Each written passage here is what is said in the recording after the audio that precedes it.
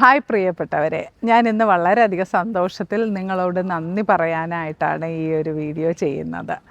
നമ്മുടെ YouTube channel ഇപ്പോൾ 10,000 subscribers ആയിട്ടുണ്ട്. അപ്പോൾ നിങ്ങൾക്കറിയാം 10,000 സബ്സ്ക്രൈബേഴ്സ് എന്നൊന്ന് പറയുന്ന ഒരു വലിയൊരു നമ്പറൊന്നും അല്ല യൂട്യൂബിൻ്റെ ഒരു ചരിത്രത്തിലെന്ന്. പക്ഷേ എനിക്കതൊരു വളരെ വലിയൊരു നമ്പർ തന്നെയാണ്. അതെന്തുകൊണ്ടെന്ന് വെച്ചാൽ ഞാനൊരു 3 വർഷങ്ങൾക്ക് മുന്നേ ആണെന്ന് തോന്നുന്നു യൂട്യൂബ് തുടങ്ങിയത്. അപ്പോൾ തുടങ്ങിയ സമയത്ത് വെറുതെ ഒരു ചാനൽ തുടങ്ങി. ഞാൻ പറഞ്ഞല്ലോ, നമ്മുടെ ഓഫ്ലൈൻ കുട്ടികൾക്ക് വേണ്ടിയിട്ട് നമ്മുടേതായിട്ടുള്ള പേഴ്സണൽ കാര്യങ്ങളൊക്കെ ഷെയർ ചെയ്ത് എൻജോയ് ചെയ്യാൻ വേണ്ടി തുടങ്ങിയ യൂട്യൂബ് ചാനൽ. അത് കഴിഞ്ഞിട്ട് ഒരു വർഷവും കൂടി കഴിഞ്ഞപ്പോൾ ഓക്കെ, ചെറുതായിട്ട് വീഡിയോസൊക്കെ ഇട്ട് നോക്കാം, എന്താണ് ഈ യൂട്യൂബ് ചാനൽ എന്നൊക്കെ അറിയാൻ വേണ്ടി ചെറുതായിട്ട് യൂട്യൂബിൽ വീഡിയോസ് ഇടാൻ തുടങ്ങി. അപ്പോൾ നമ്മുടെ യൂട്യൂബിൻ്റെ ആൽഗോരിതം, തമ്പനയിൽ അതൊന്നും എനിക്കറിയാൻ പാടില്ല. ഞാൻ വെറുതെ വീഡിയോ ഷൂട്ട് ചെയ്യും, വെറുതെ ഇടും, അങ്ങനെയായിരുന്നു. പക്ഷേ തുടക്കത്തിൽ നമ്മൾ യൂട്യൂബ് നല്ലവണ്ണം പ്രൊമോട്ട് ചെയ്യും കേട്ടോ. പക്ഷേ എനിക്കതൊന്നും അറിഞ്ഞുകൂടായിരുന്നു. ഞാൻ ആദ്യം 1000 സബ്സ്ക്രൈബേഴ്സും 3000 വാച്ച് അവറും ആകുമ്പോൾ നമുക്ക് മോണിറ്റൈസേഷൻ ആകും എന്നൊക്കെ എനിക്കറിയായിരുന്നു. അപ്പോൾ ആദ്യത്തെ ഒരു ടാർഗറ്റ് നമുക്ക് 1000 സബ്സ്ക്രൈബേഴ്സ് ആകുക എന്നുള്ളതായിരുന്നു. അപ്പോൾ അത് എനിക്കറിയാം, 1000 സബ്സ്ക്രൈബേഴ്സ് പെട്ടെന്നാവും. കാര്യം നമ്മുടെ ക്രിയേറ്റീവിലെ സ്റ്റുഡൻസ് തന്നെ നമുക്ക് അത്യാവശ്യം ഉണ്ടല്ലോ. അപ്പോൾ 1000 സബ്സ്ക്രൈബേഴ്സ് വലിയൊരു ടാർഗറ്റായിട്ട് എനിക്ക് തോന്നിയില്ല. പക്ഷേ 3000 വാച്ച് അവർ എന്ന് പറയുന്നത് കുറച്ച് അധികം ഒരു ടാർഗറ്റായിട്ട് തന്നെയാണ് എനിക്ക് തോന്നിയത്. അപ്പം ഞാൻ കാൽക്കുലേറ്റ് ചെയ്തു, ഒരു വർഷം കൊണ്ട് എനിക്ക് ഒരു 3000 എന്ന് പറയുന്ന വാച്ച് അവർ എനിക്ക് ഫുൾഫിൽ ചെയ്യാൻ പറ്റും. അപ്പം ഞാൻ ഒരു ഡേറ്റ് ഫിക്സ് ചെയ്തു. ഓക്കെ, ഇന്ന് മുതൽ 1 ഇയർ എത്തുമ്പോൾ എൻ്റെ ഈ ചാനൽ മോണിറ്റൈസ് ആകും. ആ ഒരു രീതിയിൽ ഞാൻ വീഡിയോസ് ഇടണം എന്ന് വിചാരിക്കുകയും വീക്കിലി ഒൺസ് മറ്റോ ഒരു വീഡിയോ ഇടുന്നുണ്ട്. അപ്പോൾ ആദ്യമൊക്കെ 2000 3000 പേര് കാണുന്നു, പിന്നെ അത് പതുക്കെ 5000 ആകുന്നു. പക്ഷേ അപ്പോൾ നമുക്ക് ഈ 1000 സബ്സ്ക്രൈബേഴ്സ് ആയി കഴിയുമ്പോൾ ഈ വാച്ച് അവർ ഡെയിലി കാണിക്കും, ഇത്ര അവറായി എന്ന് പറഞ്ഞ് കാണിക്കും. അതെനിക്ക് വളരെ സന്തോഷമായിരുന്നു. അതിങ്ങനെ കൂടുക എന്ന് പറയുന്നത്, ഡെയിലി നമ്മൾ രാവിലെ നോക്കുമ്പം ഇന്ന് 3 വാച്ച് അവറായിരിക്കും, നാളെ നോക്കുമ്പോൾ 5 വാച്ച് അവറായിരിക്കും. അപ്പോൾ രാവിലെ ഞാൻ എന്ന് എഴുന്നേറ്റ് വന്ന് ഓടി വന്നിട്ട് അയ്യോ എനിക്ക് എത്ര വാച്ച് അവറായി എന്ന് നോക്കാൻ വലിയ ഇഷ്ടമായിരുന്നു. അങ്ങനെ 5, 10, 15 അങ്ങനെ ഡെയിലി ഇങ്ങനെ വാച്ച് അവർ വളരെ ചെറുതായിട്ട് കൂടിക്കൊണ്ടിരുന്നു. ഇതിൻ്റെ ഇടയിലാണെങ്കിൽ ഒരു 24, 25 വാച്ച് അവറൊക്കെ ആയതിൻ്റെ പിറ്റേ ദിവസം ഞാൻ നോക്കുമ്പോൾ അത് 13 വാച്ച് അവറായിട്ട് കുറഞ്ഞു. എനിക്കാണെങ്കിൽ ഭയങ്കര സങ്കടമായിപ്പോയി. ഞാൻ മോനെയൊക്കെ വിളിച്ച് പറഞ്ഞിടാ, എൻ്റെ വാച്ച് അവറൊക്കെ യൂട്യൂബുകാർ കട്ടു, അവരെന്നെ ഇങ്ങനെയൊക്കെ ചെയ്തു എന്നൊക്കെ പറഞ്ഞിട്ടില്ല. കൊച്ചുകുട്ടികൾ അവരുടെ കളിപ്പാട്ടമൊക്കെ കട്ടെടുക്കുന്നില്ലേ, അതേപോലെ എനിക്ക് ശരിക്കും ഭയങ്കര വിഷമം വന്നു. ഞാൻ കഷ്ടപ്പെട്ടുണ്ടാക്കിയ വാച്ച് അവറാണല്ലോ എന്നൊക്കെ പറഞ്ഞ്. അത് കഴിഞ്ഞിട്ട് പക്ഷേ 2-3 ദിവസം കഴിഞ്ഞപ്പോൾ ആ വാച്ച് അവറൊക്കെ തിരിച്ചു കിട്ടി. അതൊക്കെ എനിക്ക് വളരെ സന്തോഷമായിട്ട് ഞാനങ്ങനെ എൻജോയ് ചെയ്ത് വരവേ ഒരു 2 മാസം കഴിഞ്ഞപ്പോൾ എൻ്റെ ഒരു വീഡിയോ, സ്റ്റിച്ചിങ്ങിൻ്റെ ടൂൾസിൻ്റെ ഒരു വീഡിയോ കയറി. ആദ്യത്തെ ദിവസം ഒരു 10,000 വ്യൂസ് വന്നു, പിറ്റേ ദിവസം 20,000 വന്നു. അങ്ങനെ ഒരാഴ്ച കൊണ്ട് 1,00,000 വ്യൂസായി. എൻ്റെ ചാനൽ പെട്ടെന്ന് മോണിറ്റൈസായി. അതായത് 2 മാസം കൊണ്ട് എൻ്റെ ചാനൽ 3000 വാച്ച് അവർ ഈ ഒരൊറ്റൊരു വീഡിയോ കൊണ്ട് മോണിറ്റൈസായി. സാധാരണഗതിയിൽ എല്ലാവർക്കും സന്തോഷം വരേണ്ടതാണ്. സ്വാഭാവികമായിട്ട് എനിക്ക് വളരെയധികം സന്തോഷം വന്നു. പക്ഷേ ആ ഒരു സന്തോഷത്തിനേക്ക് അപ്പുറത്തേക്ക് ഞാൻ ആലോചിച്ചു. ഞാൻ 10 മാസം മുന്നെയാണ്, അതായത് ഞാൻ 12 മാസം കാൽക്കുലേറ്റ് ചെയ്തിട്ട് എനിക്ക് 2 മാസം കൊണ്ട് ഈ ഒരു അച്ചീവ്മെൻറ്റ് കിട്ടി. പക്ഷേ ഈ ഒരു അച്ചീവ്മെൻറ്റ് ഏറ്റെടുക്കാനുള്ള മാനസികമായൊരു പക്വത എനിക്ക് ആ സമയത്ത് വന്നിട്ടില്ല എന്ന് എനിക്ക് തോന്നി. അത് കാരണം എന്താണെന്ന് വെച്ച് കഴിഞ്ഞാൽ, ഈ യൂട്യൂബ് ആയാലും സോഷ്യൽ മീഡിയ പ്ലാറ്റ്ഫോം ആയാലും അല്ലെങ്കിൽ മണി ഓറിയൻറ്റഡ് ആയിട്ടുള്ള കാര്യങ്ങളായാലും നമുക്ക് പെട്ടെന്ന് നമ്മുടെ കയ്യിലേക്ക് വരുന്നത്, നമുക്ക് പെട്ടെന്ന് പോകാനുള്ള ഒരു സാധ്യതയും കൂടുതലാണ്. ഞാൻ അതിലൊക്കെ വിശ്വസിക്കുന്ന ഒരാളായതുകൊണ്ട് എനിക്കങ്ങനെ അത്രയും പെട്ടെന്ന് കിട്ടിയത് കൊണ്ട് തന്നെ എനിക്ക് അതിനെക്കുറിച്ച് ഞാൻ ഒന്ന് റീതിങ്ക് ചെയ്യാമെന്ന് തീരുമാനിച്ചു. ഇത് സോഷ്യൽ മീഡിയ എന്നൊക്കെ പറയുന്നത് നമ്മൾ പബ്ലിക് ആവുകയാണ്. അപ്പോൾ നമ്മളെ മറ്റുള്ളവർ ക്രിട്ടിസൈസ് ചെയ്യും. സ്വാഭാവികമായിട്ടും നമ്മൾ സോഷ്യൽ മീഡിയ പ്ലാറ്റ്ഫോമിലൊക്കെ വന്ന് നിൽക്കുമ്പോൾ നമ്മളെ ബോഡി ഷെയിം ചെയ്യും. ഇനി എന്ത് വേണേ നമ്മളെ പറയാൻ അവർക്ക് ലൈസൻസാണ്. അതൊക്കെ നമ്മൾ അക്സെപ്റ്റ് ചെയ്യാനുള്ളൊരു മാനസികാവസ്ഥ ഉണ്ടാകണം. അല്ലാതെ നമ്മൾ പബ്ലിക് പ്ലാറ്റ്ഫോമിൽ വന്ന് നിന്നിട്ട് എന്നെ ആരും ഒന്നും പറയരുതേ, എനിക്കിതൊന്നും താങ്ങാൻ പറ്റുന്ന ഒരു മാനസികാവസ്ഥയുള്ള ഒരാളല്ല ഞാനെന്നൊന്നും പറഞ്ഞിട്ട് കാര്യമില്ല. ഞാൻ ഈ പറയുന്ന പോലെ അങ്ങനെ ഒരു നെഗറ്റീവ് റിവ്യൂ ഒന്നും എടുക്കാൻ പാകത ആ ഒരു ടൈമിൽ തീരെ ഉള്ള ഒരാളല്ലായിരുന്നു. കാര്യം എനിക്ക് ഉള്ളത് വളരെ കുറച്ച് സ്റ്റുഡൻസാണ്. അവരൊക്കെ എന്നെ എപ്പോഴും ടീച്ചറാ എന്നൊക്കെ പറഞ്ഞ് എന്നെ അങ്ങനെ പുകഴ്ത്തിക്കൊണ്ടിരിക്കുന്ന അല്ലാതെ എന്നെ അങ്ങനെ ആരും നെഗറ്റീവ് പറഞ്ഞിട്ടില്ല. അപ്പോൾ നെഗറ്റീവിലേക്ക് ഞാൻ വന്നു കഴിഞ്ഞാൽ അത് ഉൾക്കൊള്ളാനുള്ള ഒരു മാനസികമായൊരു പക്വത എനിക്ക് ഇല്ല എന്നുള്ളത് എനിക്ക് നല്ലവണ്ണം ബോധ്യമുണ്ട്. അപ്പോൾ ഞാൻ മനസ്സുകൊണ്ട് വിചാരിച്ചു ഇത്രയും പെട്ടെന്ന് സോഷ്യൽ പ്ലാറ്റ്ഫോമുകളിലൊന്നും പെട്ടെന്ന് വരണ്ട, കുറച്ച് ഗ്രാജുവലി പതുക്കെ വന്നാൽ മതി. ഒരു വർഷം കൊണ്ട് ഞാൻ 3000 വാച്ച് അവർ കിട്ടിയിരുന്നുവെങ്കിൽ എൻ്റെ ഗ്രോത്ത് വളരെ സ്ലോവിൽ വന്നേനെ. അങ്ങനെ വരുമ്പോൾ ഞാൻ മാനസികമായിട്ട് ആ ഒരു പക്വതയിലേക്ക് എത്തിയേനെ. അതുകൊണ്ട് ഞാൻ ആ സമയത്ത് വിചാരിച്ചു ഞാനിത് ബ്രേക്ക് എടുക്കാമെന്ന്. പക്ഷേ എൻ്റെ അടുത്ത് ഒരുപാട് പേര് പറഞ്ഞു അങ്ങനെ ബ്രേക്ക് എടുക്കരുത്, യൂട്യൂബിൽ നിന്ന് നമ്മൾ ബ്രേക്ക് എടുത്തു കഴിഞ്ഞാൽ പിന്നെ നമ്മളെ ഒരിക്കലും യൂട്യൂബ് പ്രൊമോട്ട് ചെയ്യില്ല. അതൊരു സത്യമായ കാര്യമാണ്. നിങ്ങൾ ആരെങ്കിലും യൂട്യൂബ് ചാനൽ തുടങ്ങുന്നവർ വളരെയധികം ശ്രദ്ധിക്കേണ്ട കാര്യമാണ്. നമ്മൾ യൂട്യൂബിൽ കണ്ടൻറ്റുകൾ ഇട്ട് തുടങ്ങിയാൽ പിന്നെ നമ്മൾ ബ്രേക്ക് എടുക്കുവാണെങ്കിൽ, നമ്മൾ ഈ സ്റ്റാർട്ട് ചെയ്യുന്ന സമയത്ത് യൂട്യൂബ് നമ്മളെ നല്ലവണ്ണം പ്രൊമോട്ട് ചെയ്യും.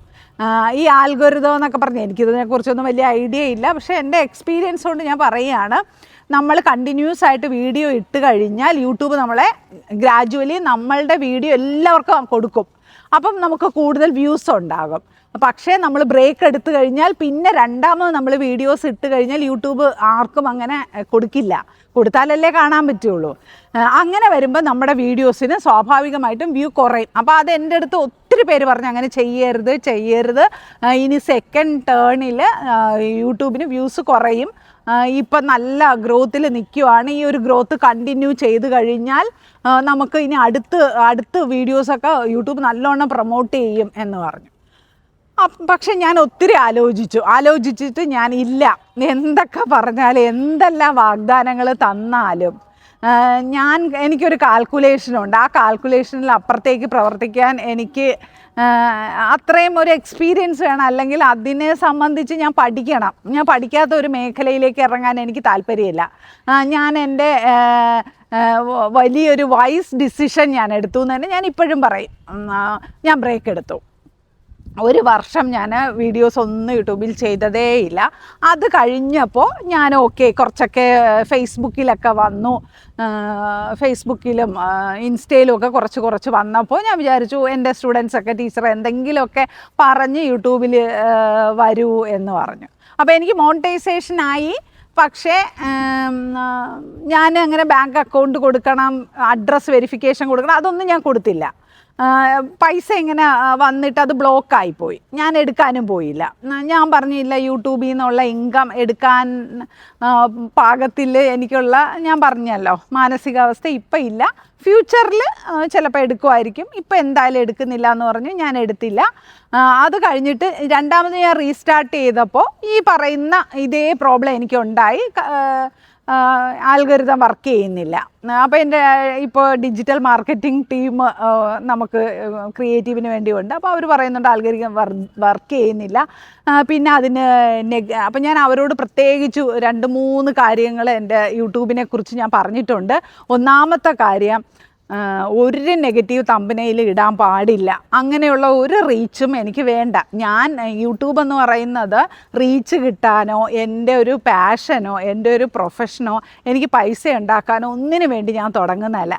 എനിക്ക് എൻ്റെ കുട്ടികളോട് ഹൃദയം തുറന്ന് സംസാരിക്കാനും കുറച്ച് പേർക്ക് അവർക്ക് ഇഷ്ടമാണ് ഞാൻ ഈ പറയുന്നതൊക്കെ. വീഡിയോ ഇടുമ്പോൾ ടീച്ചർ എന്നാ വീഡിയോ ഇടുന്നതെന്നൊക്കെ ചോദിക്കുമ്പോൾ എനിക്കൊരു സന്തോഷമാണ്. അത് എണ്ണം കുറവാണെങ്കിൽ അത്രയും കുറച്ച് ആൾക്കാർ മതി എന്നുള്ള ഒരു മാനസികാവസ്ഥയിലാണ് ഞാൻ യൂട്യൂബിൽ നിൽക്കുന്നത്.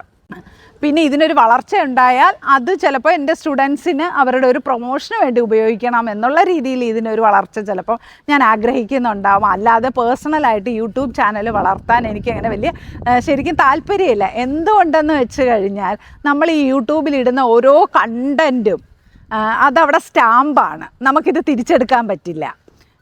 നമ്മളെ അറിയാതെ പറയുന്ന ഒരു വാക്കായാലും അറിയാതെ ചെയ്യുന്ന ഒരു വീഡിയോ ആയാലും നമുക്കൊരിക്കലും ജീവിതത്തിൽ തിരിച്ചെടുക്കാൻ പറ്റില്ല. ഇതുവഴി കിട്ടുന്ന എന്തൊരു സാമ്പത്തികം ഉണ്ടെങ്കിലും നാളെ നമുക്ക് അയ്യോ അതിൽ നിന്ന് കിട്ടിയ പൈസ വേണ്ട എന്ന് വെക്കാനും പറ്റില്ല, അത് ഓൾറെഡി കഴിഞ്ഞു പോയി. അപ്പോൾ അതുകൊണ്ട് വളരെ ശ്രദ്ധിച്ച് മാത്രമേ നമുക്ക് യൂട്യൂബിലല്ല ഫേസ്ബുക്കിലായാലും പബ്ലിക് പ്ലാറ്റ്ഫോമിൽ വന്നിരുന്ന് നമ്മൾ പറയുന്ന ഓരോ കാര്യത്തിനും നമ്മളൊരു പേഴ്സണൽ സ്പേസിൽ പറയുന്നതിനെക്കാട്ടി ലക്ഷങ്ങളുടെ മൂല്യമുണ്ട്. അപ്പോൾ അതിൽ നിന്ന് കിട്ടുന്ന പൈസയ്ക്ക് അത്രയും വിലയും ഉണ്ട് എന്നാണ് ഞാൻ വിശ്വസിക്കുന്നത്. അതുകൊണ്ട് തന്നെ ഞാൻ അങ്ങനെ യൂട്യൂബ് ചാനലിനെ വളർത്താൻ വേണ്ടി പ്രത്യേകിച്ച് ഒന്നും ചെയ്തിട്ടില്ല. ഇതുവരെ യൂട്യൂബ് ചാനലിൽ നിന്ന് ഒരു പൈസ പോലും എനിക്ക് കിട്ടിയിട്ടില്ല. പക്ഷേ ഇപ്പം വീണ്ടും മോണിറ്റൈസേഷന് എല്ലാം ചെയ്തിട്ടുണ്ട്. അങ്ങനെ ഇപ്പോൾ ഡോളർ എന്തോ വരുന്നുണ്ട് എന്നാണ് തോന്നുന്നത്. പക്ഷെ ഞാൻ ഇതുവരെ എടുത്തിട്ടൊന്നുമില്ല കേട്ടോ. പക്ഷെ ഞാൻ ഒരു കാര്യം നിങ്ങളോട് പറയാം, യൂട്യൂബ് ചാനൽ തുടങ്ങുന്ന എല്ലാവരോടും ഞാൻ പറയുന്ന കാര്യമാണ്, നമുക്കൊരു വരുമാനത്തിന് വേണ്ടി നിങ്ങൾ യൂട്യൂബ് ചാനലിൽ വർക്ക് ചെയ്യുവാണെങ്കിൽ തീർച്ചയായിട്ടും പൈസ കിട്ടും. കാര്യം ഞാൻ വളരെ കുറച്ച് വീഡിയോസ് ഇടുമ്പം തന്നെ എനിക്കറിയാം അത്യാവശ്യം പൈസ വരുന്നുണ്ട്. ഡോളറിലാണല്ലോ വരുന്നത്, അപ്പം അത്യാവശ്യം പൈസ വരുന്നുണ്ട്. അപ്പോൾ ഇതൊരു ശരിക്കും ഒരു ഇൻകം സോഴ്സ് തന്നെയാണ്. അപ്പം നമ്മൾ നല്ല കണ്ടൻറ്റ് ഇതിനു വേണ്ടി വർക്ക് ചെയ്ത് ഇതിനു വേണ്ടി എടുക്കുകയാണെങ്കിൽ ഉറപ്പായിട്ട് യൂട്യൂബ് ചാനൽ എന്ന് പറയുന്നത് നല്ലൊരു സോഴ്സ് ഓഫ് ഇൻകം തന്നെയാണ്. പക്ഷേ ഞാൻ അതിൽ അത്ര കംഫർട്ടബിൾ അല്ലാത്തത് കൊണ്ടാണ് ഞാൻ ഇതിൽ വർക്ക് ചെയ്യാത്തത്. അല്ലാതെ ഞാൻ ആരെയും ഡീഗ്രേഡ് ചെയ്യുന്നില്ല, എനിക്ക് വേറെ വരുമാന മാർഗ്ഗം ഉണ്ടല്ലോ, അതുകൊണ്ടാണ്. പക്ഷേ ഇതിൽ ജോലി ചെയ്യാൻ ആഗ്രഹിക്കുന്ന നിങ്ങൾ ഓരോരുത്തരോടും ഞാൻ പറയുന്നു, ഉറപ്പായിട്ട് ഇതിൽ വർക്ക് ചെയ്യൂ, തുടർച്ചയായിട്ട് വീഡിയോസ് ഇടൂ.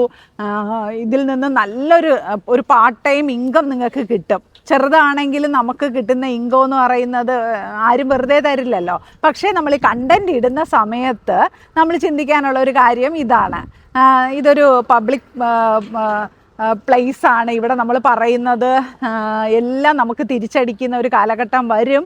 അത് ഓർത്ത് നമ്മൾ ഓരോ വീഡിയോയും ചെയ്യുക. ഓരോ വീഡിയോയും 10 പ്രാവശ്യം അനലൈസ് ചെയ്തിട്ട് മാത്രം ഇടുക. നമ്മൾ പബ്ലിക് ആകുന്ന സമയത്ത് നമ്മളെ കുറ്റപ്പെടുത്താൻ ഒരുപാട് പേര് വരും. അത് എടുക്കാനുള്ള മാനസികമായൊരു അവസ്ഥ നമുക്ക് വേണം. നമ്മൾ വന്നിട്ട് അയ്യോ എന്നെ കുറ്റം പറയുന്നേ, എന്നെ അത് പറയുന്നേ, എന്നെ ഇത് പറയുന്നേന്നൊന്നും പറയാൻ പാടില്ലായിരുന്നു. നമ്മളാണല്ലോ വരുന്നത്, അല്ലാതെ അവർ കാണുന്നതുകൊണ്ടാണല്ലോ നമുക്ക് പൈസ കിട്ടുന്നത്. അപ്പോൾ അവർ കുറ്റം പറഞ്ഞു എന്നൊന്നും നമുക്ക് പറയാൻ പറ്റില്ല. പക്ഷേ എൻ്റെ ഈ ഒരു ചാനലിൽ കേട്ടോ ഇതുവരെയും എനിക്ക് ഒരു നെഗറ്റീവ് കമൻറ്റ് പോലും വന്നിട്ടില്ല എന്നുള്ളത് എൻ്റെ എല്ലാ സബ്സ്ക്രൈബേഴ്സിനോടും ഈ എൻ്റെ വീഡിയോസ് ഇതുവരെ കണ്ടിട്ടുള്ള എല്ലാ ആൾക്കാരോടും ഒരുപാട് നന്ദിയുണ്ട്. കാര്യം എനിക്കങ്ങനെ ഒരു നെഗറ്റീവ് കമൻറ്റ് പോലും യൂട്യൂബിൽ വന്നിട്ടില്ല. എൻ്റെ ഡിജിറ്റൽ മാർക്കറ്റിംഗ് നോക്കുന്ന വിഷ്ണുവിന് അതത്ര ഇഷ്ടമല്ല. വിഷ്ണു എപ്പോഴും പറയും നെഗറ്റീവ് കമൻറ്റ് വന്നാലേ യൂട്യൂബിന് റീച്ച് കിട്ടുകയുള്ളൂ എന്ന് വിഷ്ണു പറയും. പക്ഷേ അതൊന്നും എനിക്ക് താല്പര്യമുള്ള കാര്യമല്ല. എനിക്കങ്ങനെ നെഗറ്റീവ് കമൻറ്റ് വരുന്നത് വ്യക്തിപരമായിട്ട് ഇഷ്ടമല്ല. ഞാൻ പേഴ്സണലായിട്ട് എടുക്കുന്ന ആളാണ്. എനിക്ക് അത് വിഷമം ഉണ്ടാക്കും. ഫേസ്ബുക്കിലൊക്കെ 1-2 ബോഡി ഷെയിം ചെയ്ത് കമൻറ്റൊക്കെ വന്നിട്ടുണ്ട് കേട്ടോ. എനിക്ക് ആ വിഷമമായിട്ടുണ്ട്, എനിക്കതൊക്കെ വിഷമമുണ്ട്.